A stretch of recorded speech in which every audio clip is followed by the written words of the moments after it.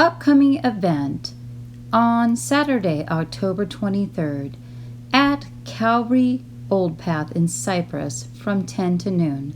Come and find out much more. This is just an introduction with Scripture.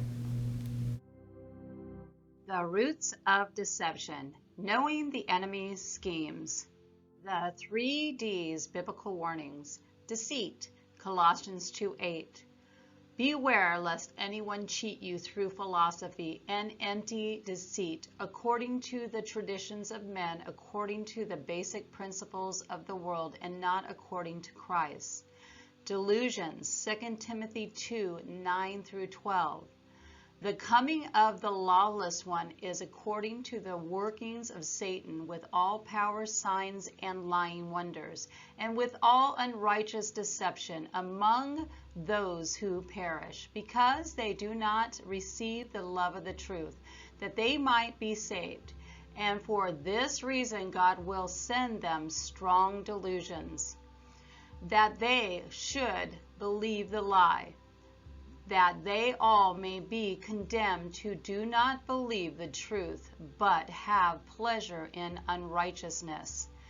Deceiver, John 8:44.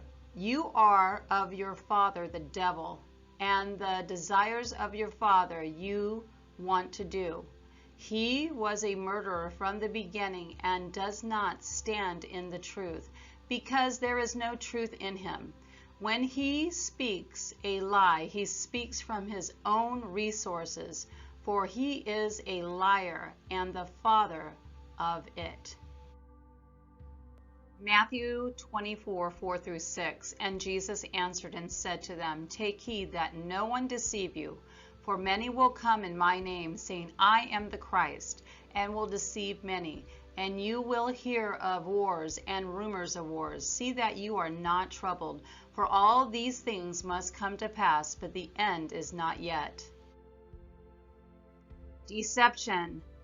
1 Peter 5:8. Be sober, be vigilant, because your adversary, the devil, walks about like a roaring lion, seeking whom he may devour.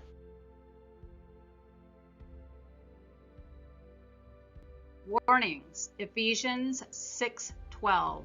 For we do not wrestle against flesh and blood, but against principalities, against powers, against the rulers of the darkness of this age, against spiritual hosts of wickedness in the heavenly places. Beware of deception. Ephesians 5:6. Let no one deceive you with empty words. For because of these things the wrath of God has come upon the sons of disobedience. Jeremiah 17:9. The heart is deceitful above all things, and desperately wicked. Who can know it? Psalms 10:7. His mouth is full of cursing and deceit and oppression. Under his tongue is trouble and iniquity. Psalms 36:3. The words of the mouth are wickedness and deceit. He has ceased to be wise and to do good. Be wise, be aware, and be very careful. The many forms of deception. Hi, welcome to the Light of Deception. Today I'm going to tell you about a discussion Penni and I are going to be having at Calvary Chapel, Calvary Old Path in Cypress, California. We are going to be there on October 23rd from 10 a.m. to noon. We are going to be talking about the roots of deception, knowing the enemy's schemes. I'm going to tell you a little bit about our background, how we fell into early deception, how we got into false religions, and how we got deceived within the Christian churches. And how all of it relates is God pulls you out of deception, and you can look back and see how you fell so easily into all these things throughout life, right? Before you're a Christian, then you become a Christian and get into false religions, and then you end up in a Christian church that's teaching deception.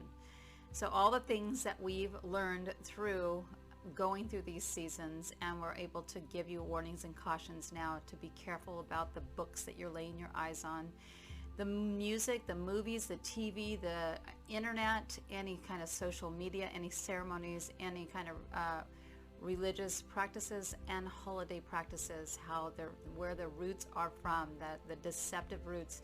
Sometimes you can see things because they're super evil and dark, right? And sometimes it's leering in because Satan himself transforms himself into an angel of light.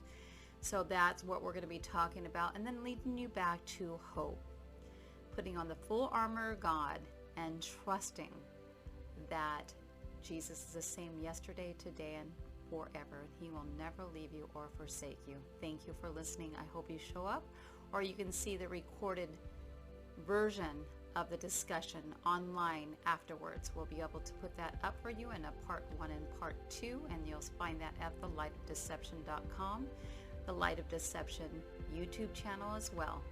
Thank you. Subscribe to our channel and go ahead and hit like and share what we put forward. Thank you. Bye-bye. The Watchman and his message, Ezekiel 33.